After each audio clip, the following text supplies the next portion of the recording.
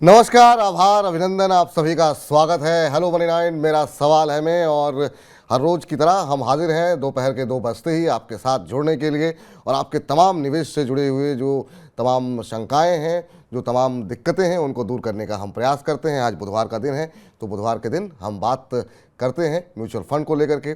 अब चूंकि नया वित्त वर्ष शुरू हो चुका है, नए वित्त वर्ष में क्या कुछ तैयारियां आपकी होनी चाहिए, किस तरीके का पोर्टफोलियो आपको बनाना चाहिए और डेट फंड में खास तौर से क्या करना चाहिए, क्योंकि वहां पर मिलने वाला लाभ 31 मार्च के बाद समाप्त हो गया है। इन तमाम विषयों को अपने कार्यक्रम में हम शामिल करेंगे। आपका भी कोई म्यूचुअल फंड से जुड़ी हुई कोई दुविधा, अपना पोर्टफोलियो डिस्कस करना चाह रहे हैं, नया पोर्टफोलियो बनाना चाह रहे हैं, कोई भी सवाल हो म्यूचुअल फंड से जुड़ा हुआ, तो हमें पूछ सकते हैं आप। 93111218 ये हमारा दूरभाष क्रमांक, हमारा व्हाट्सएप नंबर है, जिसमें आपको अपना सवाल भेज देना है। क्या आपका पोर्टफोलियो है, क्या आपका लक्ष्य है, कितने समय के लिए आप ये निवेश करना चाह रहे हैं, तमाम डिटेलिंग के साथ आप हमें प्रश्न भेजिए और उतने ही विस्तृत तरीके से जो हमारे एक्सपर्ट होंगी वो आपको आपके प्रश्न का उत्तर देंगी, ताकि आपका भविष्य, आपके जो लक्ष्य हैं वो आप हासिल कर सकें।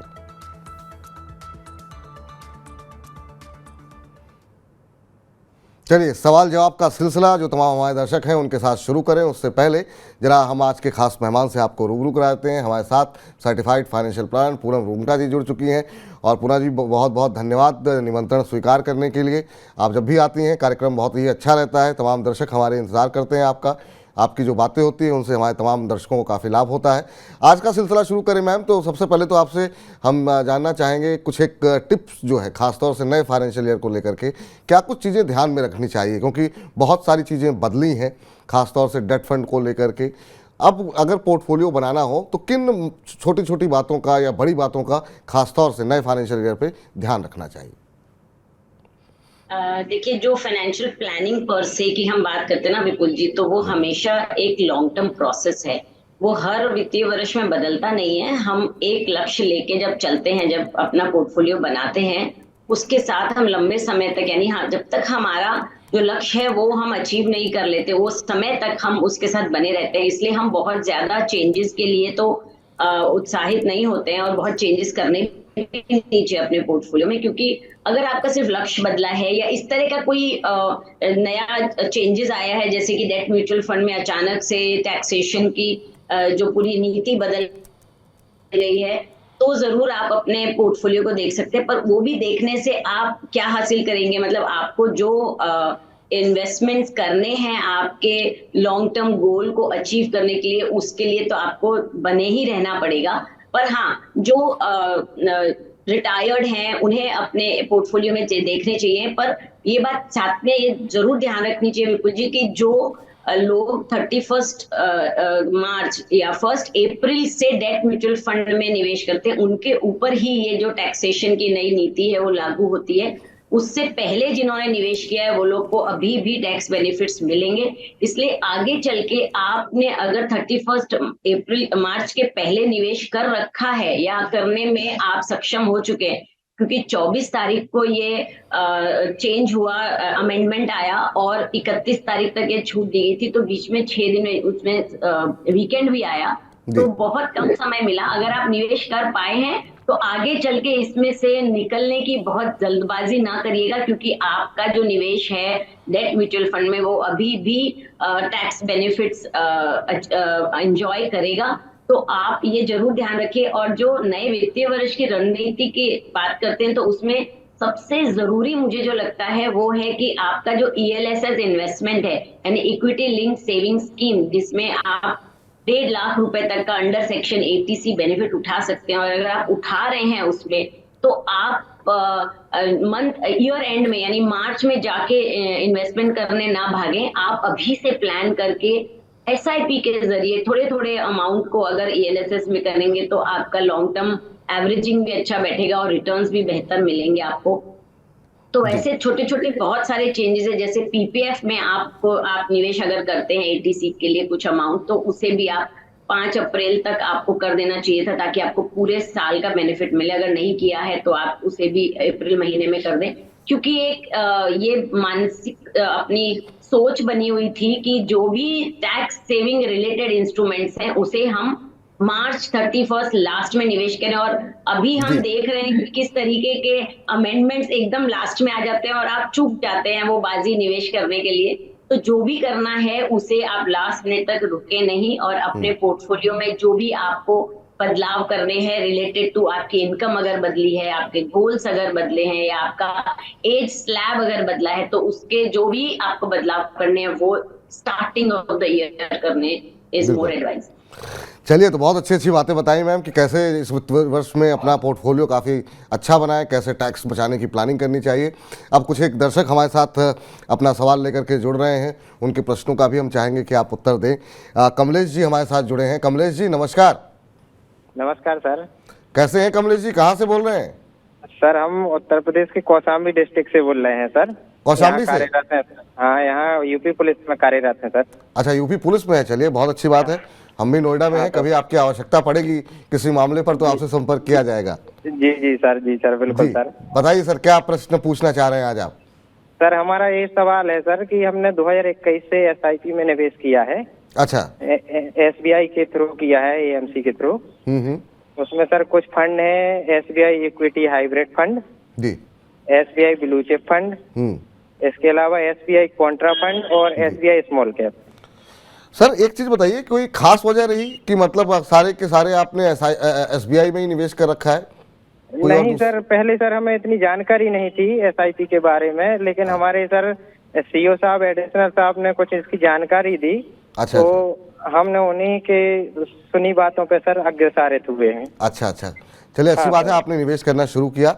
लेकिन ये है कि लक्ष्य क्या है आपका, क्या सोच रखा है, किस लिए निवेश कर सर रहे हैं? हम ये 20 से 25 साल के लिए चलाना चाहते हैं सर। जी जी। और सर ये आने वाले भविष्य में फाइनेंशियल फ्रीडम पाना चाहते हैं सर। बिल्कुल, ये बहुत अच्छी बात है। फाइनेंशियल फ्रीडम होना बहुत ज़्यादा आवश्यक है, खासतौर से रिटायरमेंट के बाद आप किसी पर निर्भर ना हो, ये बहुत ज़रूरी है। पूनम जी से पूछते हैं। पूनम जी, एसबीआई इक्विटी हाइब्रिड फंड में इन्होंने निवेश किया हुआ है, इसके अलावा जरा इनका पोर्टफोलियो दिखाइए।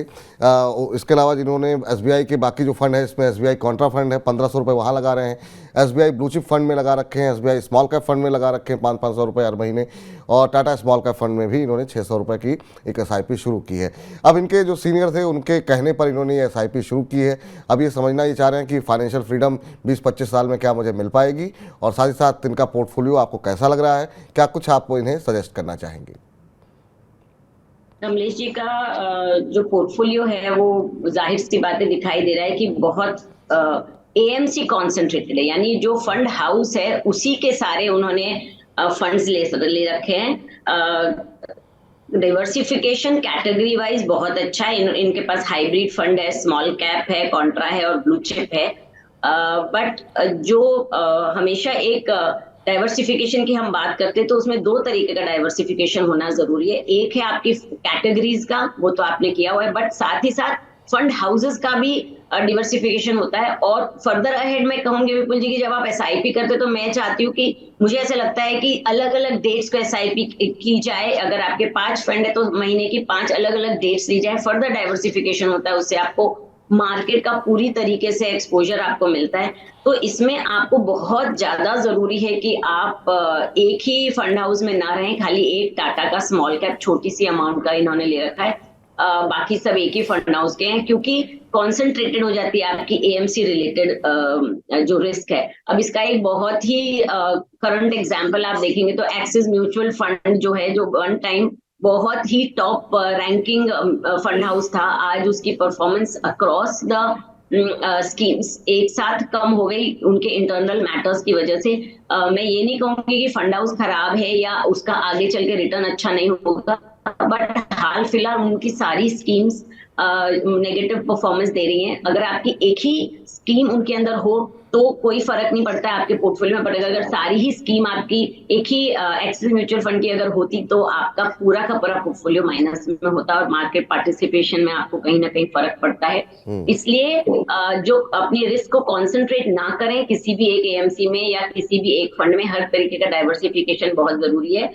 तो आपको फाइनेंशियल, और दूसरी बात जो फाइनेंशियल फ्रीडम की बात करते हैं उसके लिए आपको कितनी रकम चाहिए at the time of retirement वो नक्की करना बहुत जरूरी है, और उसके साथ इन्फ्लेशन को एडजस्ट करना बहुत जरूरी है। यानी इन्फ्लेशन एडजस्टेड आपको कितनी रकम आफ्टर योर रिटायरमेंट चाहिएगी, वो अमाउंट पे पहुंचना साइंटिफिकली बहुत जरूरी है। अदरवाइज आपके पूरी फाइनेंशियल प्लानिंग में गैप आ जाएगा क्योंकि अगर आपको अभी 50,000 रुपए के घर खर्च में काम चलता है तो 25 साल बाद वही 2.5 लाख रुपए हो जाता है विद मिनिमम 5% इन्फ्लेशन अगर पकड़े तो इस तरह का कैलकुलेशन आज ही से करें। और जो आप चाह रहे हैं कि करीब 25 साल के बाद आपको किस तरीके का फ्रीडम मिलेगा इस रकम के निवेश से, तो करीब आप 90 लाख से 1 करोड़ के बीच का आप वेल्थ एक्यूमुलेट कर पाएंगे, अगर वो इनफ है आपके रिटायरमेंट के लिए। बिकॉज आपकी पेंशन वगैरह और भी क्या मिलेगी वो सब जोड़ते हुए अगर आप कैलकुलेशन करें तो आप आगे बढ़े। वरना मेरी राय यही रहती है कि आप भले शुरुआत छोटी करिए, धीरे धीरे उसको हर साल अपनी जैसे इनकम में बढ़ोतरी होती है, इंक्रीमेंट मिलती है, वैसे एसआईपी में इंक्रीमेंट करें और एक आइडियल पोर्टफोलियो बनाएं जिसमें आप फंड हाउस भी डाइवर्स करें। फंड कैटेगरी आपकी बहुत अच्छी है, हम उसको अलग अलग एएमसी के साथ लेके जाएंगे। जैसे आप एसबीआई ब्लू चिप में कंटिन्यू करें 1,000 रुपए के एसआईपी के जरिए। इन्वेस्को कॉन्ट्रा फंड में आप 1,000 रुपीज कर सकते हैं, जो आप अभी एसबीआई कॉन्ट्रा में कर रहे हैं। निप्पॉन स्मॉल कैप चूज करें, एसबीआई स्मॉल कैप में हमें नहीं रहना इसलिए, वरना एसबीआई का स्मॉल कैप भी अच्छा है। और एक मिड कैप कैटेगरी मिसिंग है आपके पोर्टफोलियो में, उसे आप ले सकते हैं कोटक इमर्जिंग फंड के जरिए। और पराग पारिक फ्लेक्सी कैप आप इंक्लूड करिए, बिकॉज इसमें सभी तरीके के स्मॉल कैप, मिड, लार्ज और साथ ही थोड़ा इसके अंदर इंटरनेशनल एक्सपोजर भी है। तो इस तरह के 5 फंड में अभी आपकी 4,600 की एसआईपी है, इसे बढ़ा के 5,000 कर दें। हर एक फंड में आप 1,000 रुपए की एसआईपी शुरू करें और धीरे धीरे उसे बढ़ाते जाएं। तो कमलेश जी, उम्मीद करते हैं बहुत विस्तार पूर्वक पूनम जी ने समय लेकर के आपके प्रश्न का उत्तर दिया। देखिए, जो कमियां हैं वो ये है कि आपने बहुत अच्छा पोर्टफोलियो बनाया लेकिन सारे के सारे पैसे एक ही एएमसी में लगा दिए। कल को कोई किसी कारणवश किसी एएमसी के साथ कोई समस्या होती है तो आपका पूरा निवेश खतरे में आ जाएगा। इसलिए वहाँ पे डाइवर्सिफिकेशन कीजिए, और डाइवर्सिफिकेशन कहाँ करना है, किस किस एएमसी में, वो अभी पूनम जी ने आपको बताया। उम्मीद करते हैं कि आपने उसे नोट कर लिया होगा। चलिए जरा मेहुल जी से बात कर लेते हैं। मेहुल जी नमस्कार। नमस्ते सर। मेहुल जी नमस्कार। नमस्कार नमस्कार सर। जी कैसे हैं मेहुल जी, कहाँ से बोल रहे हैं? मैं नवसारी से हूँ। नवसारी गुजरात? हाँ नवसारी गुजरात से। मैंने मेरा ये दूसरी बार आपने प्रश्न लिया है। जी जी। आपकी आवाज बड़ी धीमी आ रही है जी। हाँ बोलिए। अभी आ रही है? हाँ आ रही है, थोड़ी सी आवाज थोड़ी समझने में दिक्कत हो रही है, लेकिन बताइए आपका प्रश्न क्या है? मैंने आपको पोर्टफोलियो भेजा है। हाँ, 60,000 की एसआईपी कर रखी है जी। तो आप जी, और क्या नजरिया है सर आपका मेहुल जी? 10 साल का, 10 साल में 1.5 करोड़। 10 साल में 1.5 करोड़, चलिए ठीक है। अब जरा धैर्य से जो है हमारे साथ बने रहिए, क्योंकि आपके पोर्टफोलियो में बहुत सारे फंड हैं और इस फंड में कौन से रखने चाहिए, कहाँ पे आपको छटनी करनी चाहिए, ये जरा हम डिस्कस करते हैं पूनम जी के साथ। पूनम जी, ये स्क्रीन पर इनका पोर्टफोलियो है। एक्सिस फ्लेक्सी कैप फंड इन्होंने ले रखा है, जहाँ पे 6,000 रुपये लगा रहे हैं। एक्सिस ग्रोथ अपॉर्चुनिटी फंड ले रखा है, यहाँ पर भी 6,000 रुपये निवेश कर रहे हैं। HDFC मल्टी कैप फंड में इन्होंने 6,000 रुपये लगा रखे हैं। White Oak Capital mid cap fund में 6,000 रुपये, Mirae Asset mid cap fund में 6,000 रुपये, Canara Robeco small cap fund में 6,000 रुपये, PGI India small cap fund में भी 6,000 रुपये, टाटा डिजिटल इंडिया फंड में 6,000 रुपये, मीरा एसेट फोकस फंड में भी 6,000 रुपये, और इसके अलावा एक वाइट ओक का इन्होंने फ्लेक्सी कैप फंड भी ले रखा है।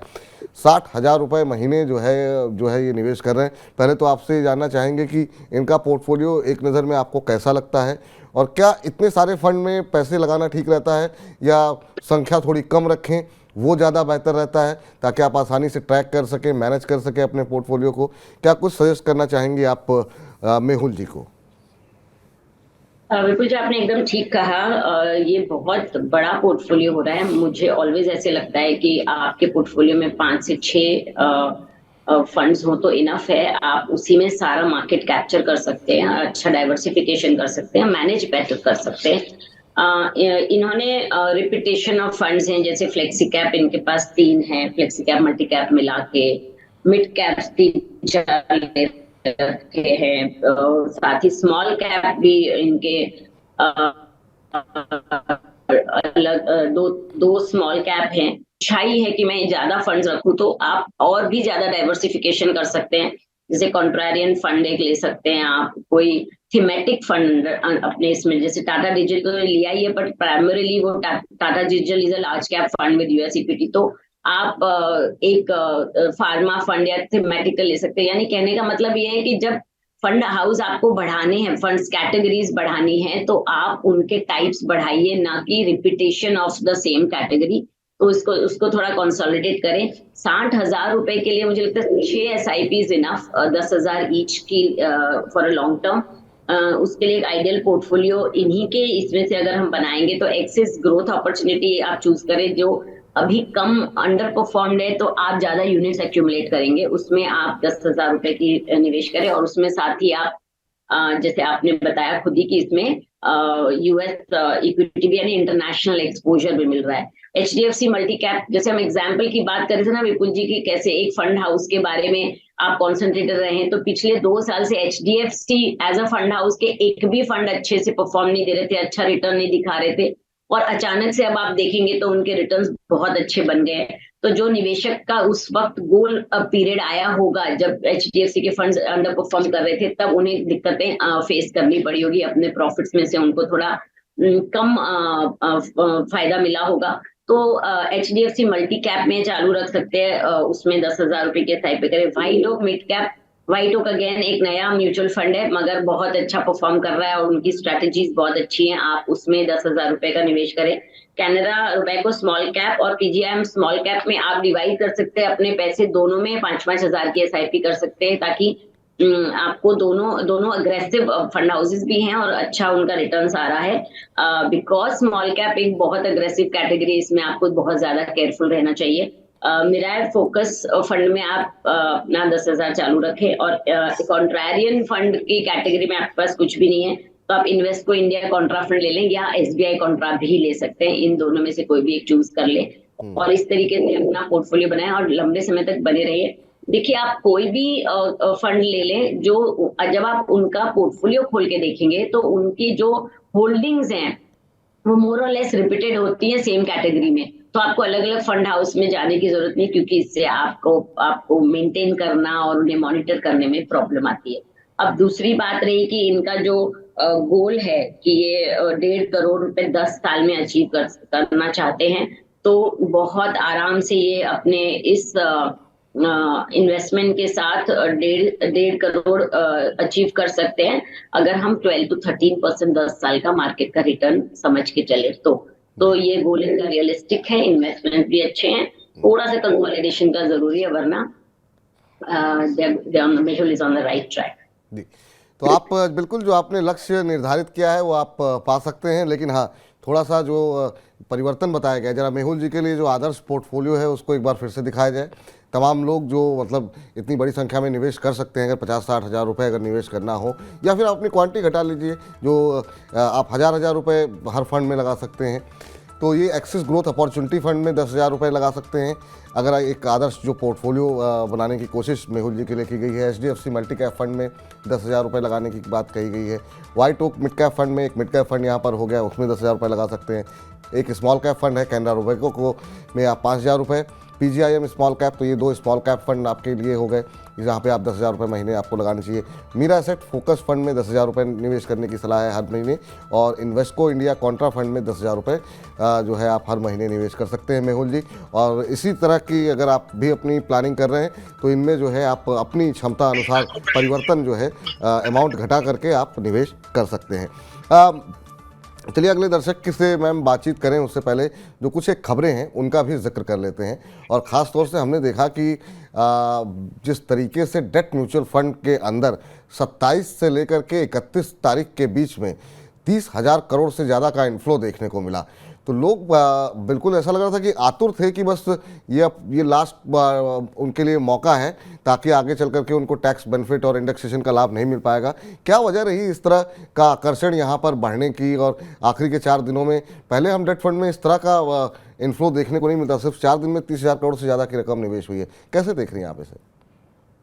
ये तो जो बम, मैं कहूंगी बम फोड़ा हमारे गवर्नमेंट ने, और जो अमेंडमेंट लाया बजट 2023 का, उसमें एक ही लाइन के अंदर पूरा मार्केट की चाल बदल, पूरे इन्वेस्टमेंट का रुख बदल गया। लोगों को टाइम बहुत कम दिया गया, जैसे मैंने पहले भी बात करी, ये जो अमेंडमेंट आया ये 24 फरवरी को 24 मार्च को आया और 31 मार्च तक इन्होंने कहा कि अगर आपका निवेश 31 मार्च के तक है डेट फंड्स में तो आपको टैक्स बेनिफिट मिलेंगे, इंडेक्सेशन बेनिफिट मिलेगा, अदरवाइज आपको सारा बाद में अगर निवेश हुआ तो आपको जो भी आप गेन करेंगे वो आपको added to your income, like income from other sources, और आपको उसका शॉर्ट टर्म कैपिटल गेन की जैसे आपको आपके इनकम स्लैब के हिसाब से उसको ये करना पड़ेगा, टैक्स भरना पड़ेगा।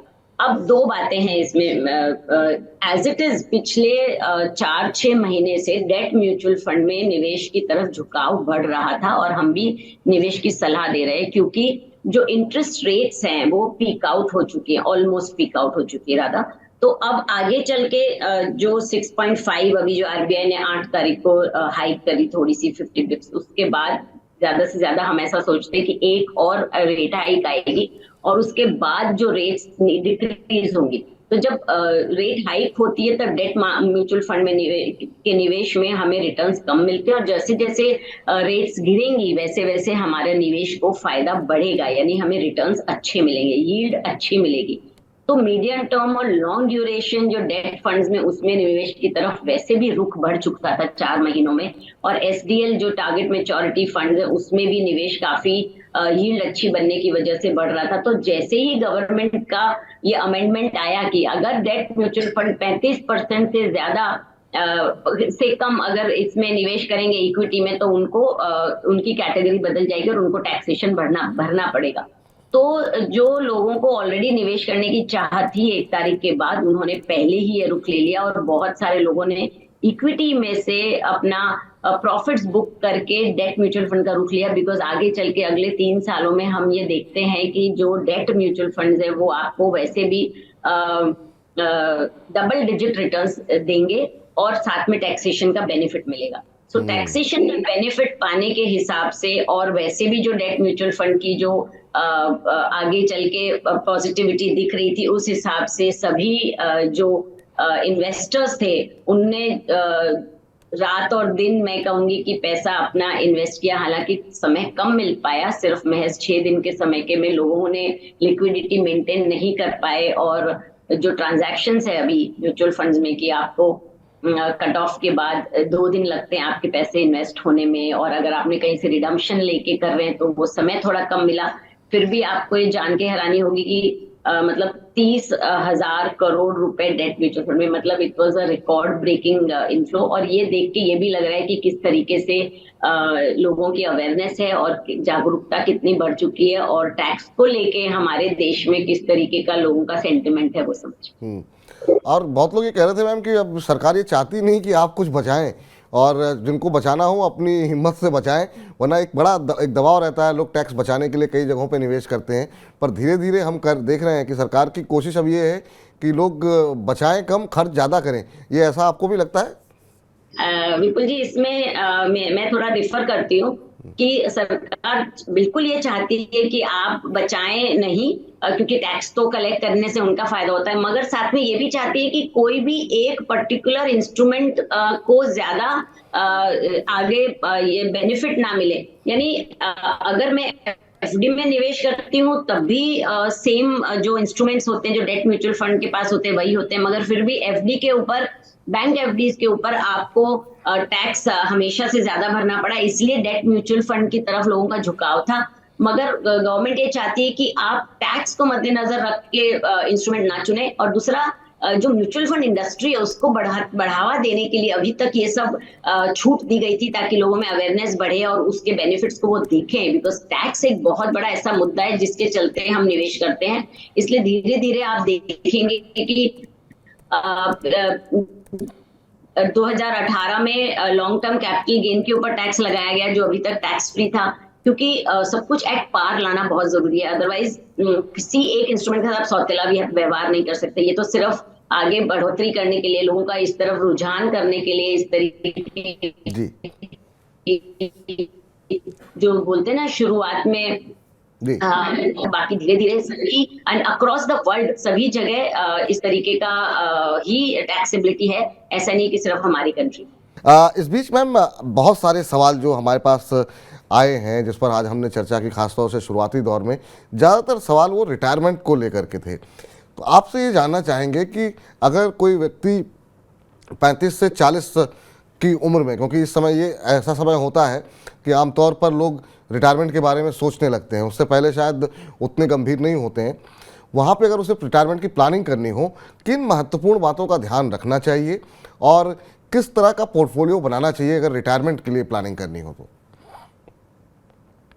जब आप बात करते हैं 40 से 50 साल की उम्र में रिटायरमेंट की बात करें, तो उस वक्त एक रियलिस्टिक पिक्चर ऐसा होता है विपुल जी की हर इंडिविजुअल का मैक्सिमम ह्यूमन लाइफ वैल्यू यानी मैक्सिमम लायबिलिटी का वो पीरियड होता है। आपके लोन अभी चुके नहीं होते हैं, आपके बच्चों की पढ़ाई अभी पूरी नहीं होती है, इंडिया में तो शादी का बहुत बड़ा खर्चा होता है, बच्चों की शादी नहीं होती है। उसमें अगर हम रिटायरमेंट की बात करेंगे तो और एक एडिशनल स्ट्रेस आता है। बट साथ ही मजे की ये बात है कि आपके पास अभी भी 20 साल का समय बड़ा है, तो उस 20 साल में आप अपने रिटायरमेंट के गोल के लिए अगर शुरुआत करेंगे तो बहुत आराम से वहां तक पहुंच सकते हैं। करना ये है कि आपको अपनी जो खर्च, जो एक्सपेंसेस आप एक्सपेक्ट करते हैं, उनको इन्फ्लेट करना है 20 ईयर्स के बाद का, और उस हिसाब से बैकवर्ड काउंटिंग करके आपको एक SIP अमाउंट नक्की करके अलग से पोर्टफोलियो बनाना है ओनली फॉर रिटायरमेंट। और होता ये है कि रिटायरमेंट के टाइम और भी बहुत चीजें पिक्चर में आती है। जब आप रिटायर होते हैं तो आपको ग्रेजुटी मिलती है, PF मिलता है, आपका PPF जो अगर आपने रिटायरमेंट के लिए ही रखा था, या आपकी इंश्योरेंस पॉलिसीज मैच्योर होती है। ये सब अच्छी तरीके से ध्यान रखते हुए एक अमाउंट नक्की करके एक लॉन्ग टर्म पोर्टफोलियो बनाएं और उसमें एक्यूमुलेट यानी आई विल से एक्यूमुलेशन करना शुरू करें।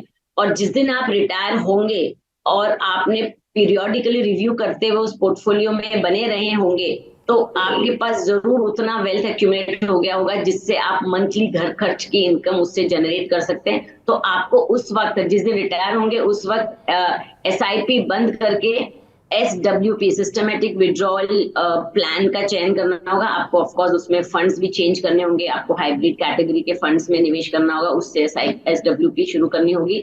और SWP का रुख जब हम लेते हैं तब आपको और एक ब्यूटीफुल बात उसमें पता चलती है कि जैसे जैसे समय बढ़ता है, आप रिटायर 60 में होते हैं, पर आजकल जो लॉन्जिटिविटी है, एज मिनिमम एज 85 to 90 हो गया, आपको 30 इयर्स तक वो पैसे से आपका रिटायरमेंट चलाना है और अच्छे से चलाना है। तो आप जब SWP का रुख करते हैं तो आपका कैपिटल भी ग्रोथ होता है because of the equity exposure. तो जब कैपिटल का ग्रोथ होता है तो आप इन्फ्लेशन को लॉन्ग टर्म में बहुत अच्छे से वैलिडेट करके मीट कर सकते हैं और आपके जो भी खर्चे हैं उसको अच्छे से चला सकते हैं। तो रिटायरमेंट एक ऐसा सब्जेक्ट है जिसमें बहुत बारीकी से आपको निवेश करना शुरू करना है, मगर छोटे अमाउंट के साथ भी आप ये लक्ष्य बहुत आराम से पा सकते हैं अगर आपके पास समय है।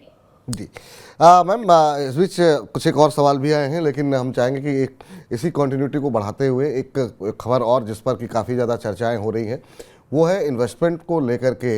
हमने देखा कि गोल्ड में जो है आज 61,000 का स्तर देखने को मिला, नए रिकॉर्ड हाई पर पहुंच गया है गोल्ड।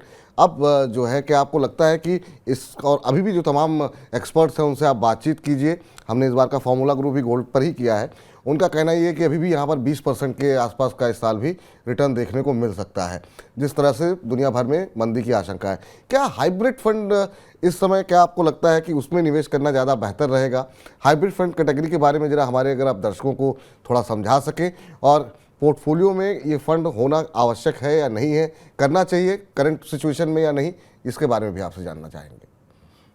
देखिए, जो हाइब्रिड कैटेगरी के फंड्स होते हैं वो डेट और इक्विटी दोनों को मिला के निवेश करते हैं। इनमें डेट और इक्विटी का पोर्शन अलग अलग होता है और उसी हिसाब से उनका टैक्सेशन चलता है। अगर आपको गोल्ड निवेश में इंटरेस्ट है, और हालांकि गोल्ड आपके पोर्टफोलियो में 10 to 15% होना ही चाहिए, बिकॉज गोल्ड की जो प्राइसिंग है वो डिमांड सप्लाई के ऊपर चलती है, और ये प्रेशियस मेटल है, नेचुरल मिनरल मेटल है, तो इसमें सप्लाई तो कभी ज्यादा बढ़ नहीं सकती, मगर अगर डिमांड बढ़ती है फॉर वेरियस रीजंस तो आपका इसका कॉस्ट भी बढ़ता है। तो आपको मल्टी एसेट फंड्स होते हैं, वो भी हाइब्रिड कैटेगरी के हैं, मल्टी एसेट एलोकेटर, जिसके अंदर डेट भी होता है, इक्विटी भी होता है और गोल्ड भी होता है। तीनों तरीके का जो कॉम्बिनेशन से ये फंड बनते हैं, जैसे ICICI का मल्टी एलोकेटर फंड है, कोटक का मल्टी एलोकेटर फंड है, इनके रिटर्न्स भी बहुत बेहतरीन हैं।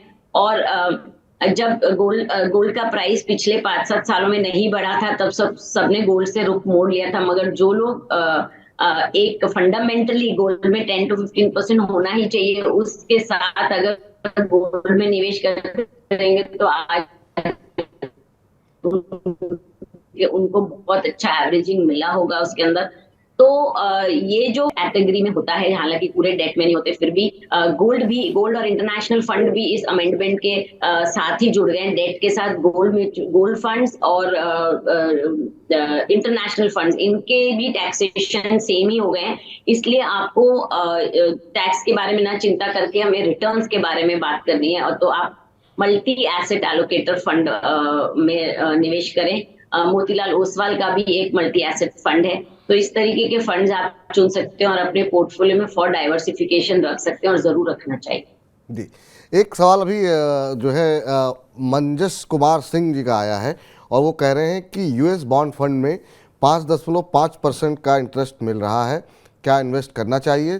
4-5% इंडियन करेंसी डेप्रिसिएशन के बाद 10% ये हो जाएगा, क्या मुझे इन्वेस्टमेंट करना चाहिए? मेरे पोर्टफोलियो में पहले से भी मैंने निवेश किया हुआ है।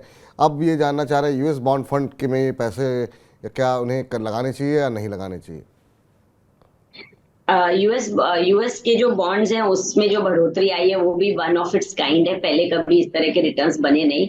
और हाँ, करेंसी डेप्रिसिएशन का फायदा भी इसमें मिलता है, तो आप ले सकते हैं। बट मुझे लगता है कि जब इंडियन बॉन्ड्स में इतनी हमें अच्छी रिटर्न्स देखने की 100% एक हमारी श्योरिटी है, तो I would prefer Indian bonds, corporate bonds rather than US bonds. और अगर ऑलरेडी आपका इसमें निवेश है तो मुझे लगता है डाइवर्सिफाई आपको जरूर करना चाहिए, और हमारे पीएसयू बॉन्ड्स या कॉर्पोरेट बॉन्ड्स की तरफ रुख करना चाहिए। जी मैम, अब आखिरी सवाल, चूँकि अब कार्यक्रम को अब समय समाप्त हो चुका है, एक प्रश्न जो भेजा गया है वो उस पर हम जरा चर्चा कर लेते हैं। और यहाँ पर ये हमें प्रश्न भेजा गया था आशु जी की तरफ से, उनसे हम बातचीत करना चाह रहे थे लेकिन उनसे बातचीत तो हो नहीं पाई है, लेकिन हम कोशिश करते हैं कि उनका प्रश्न जो है ले लिया जाए। इनका प्रश्न ये है कि इन्होंने एक्सिस स्मॉल कैप फंड में 4 साल से ये एसआईपी के ज़रिए निवेश कर रहा हूँ। उनका ये भी कहना है कि मैं देख रहा हूँ कि इस फंड की रेटिंग और रिटर्न दोनों घट गए हैं। मैं लॉन्ग टर्म में निवेश की तलाश में हूँ, मुझे क्या करना चाहिए? एक्सिस स्मॉल कैप फंड, इस पे हम देख रहे हैं एक्सिस के ऊपर काफ़ी सारे सवाल रहे, खासतौर से जो विवाद हुआ उसको लेकर उसके बाद। अब आशु कनौजिया जी के लिए क्या सलाह रहेगी आपकी? आशु जी का जो सोच है वो बिल्कुल सही है कि अगर दूसरे कंपनीज के सेम कैटेगरी फंड में पैसे बन रहे हैं और मेरे में नहीं बन रहे हैं तो जरूर चिंता होती है। आशु जी चाहें तो चेंज कर सकते हैं, कैनरा बैंक स्मॉल कैप या निप्पॉन स्मॉल कैप में आप निवेश करें। पर मुझे लगता है लॉन्ग टर्म अगर होराइजन है तो ये फंड में आप ज्यादा यूनिट्स एक्यूमुलेट करके लॉन्ग टर्म में जरूर फायदा करेंगे, because Axis as a fund house is a very good fund house, और उनकी जो स्ट्रैटेजीज है, उनका value investing is the strategy जो लंबे लॉन्ग टर्म में वो फायदा देता है। अभी फिलहाल आपको रिटर्न्स अच्छे नहीं दे रहे हैं, तो आप दो रणनीति इसमें कर सकते हैं। एक तो आप इसमें एक्सिस स्मॉल कैप में निवेश बंद कर दें, मगर वो निवेश वही रहने दें, आप उसमें से निकले नहीं। और दूसरा जो स्मॉल कैप कैटेगरी में आपका निवेश, आप दूसरे फंड हाउस में शुरुआत कर दें, ताकि आपका एक्सपोजर दोनों फंड हाउस में भी अलग अलग फंड हाउस में रहे और आप दोनों का फायदा उठा सके। पर अगर लॉन्ग टर्म होराइजन है तो ज्यादा यूनिट्स आप एक्यूमुलेट करिए, बिकॉज एक्सिस की जो वैल्यू इन्वेस्टिंग स्ट्रेटेजी है उससे थोड़े ही दिन में आप टर्न अराउंड देखेंगे इसकी सारी ही स्कीम। चलिए, तो आशु जी उम्मीद करते हैं आप संतुष्ट होंगे आपके जो आपको उत्तर मिला है उससे। मैम, चलते चलते कोई कुछ खास जानकारी नए फाइनेंशियल ईयर के लिए, शुरुआत हमने उसी से की थी, अंत भी उसी से करना चाहेंगे, क्या कुछ कहना चाहेंगे हमारे दर्शकों से? नए वित्तीय वर्ष में मैं सबको, ईच एंड एवरी निवेशक को ये सलाह देना चाहूंगी, कहना चाहूंगी कि रिक्वेस्ट करना चाहूंगी कि आपकी जो भी एसआईपी उसमें आप टॉप अप करिए, चाहे 10% की चाहे 5% की, और ये डिसिप्लिन आप हर वित्तीय वर्ष के लिए रखिए। अगर आप एसआईपी टॉप अप सिर्फ महज 5%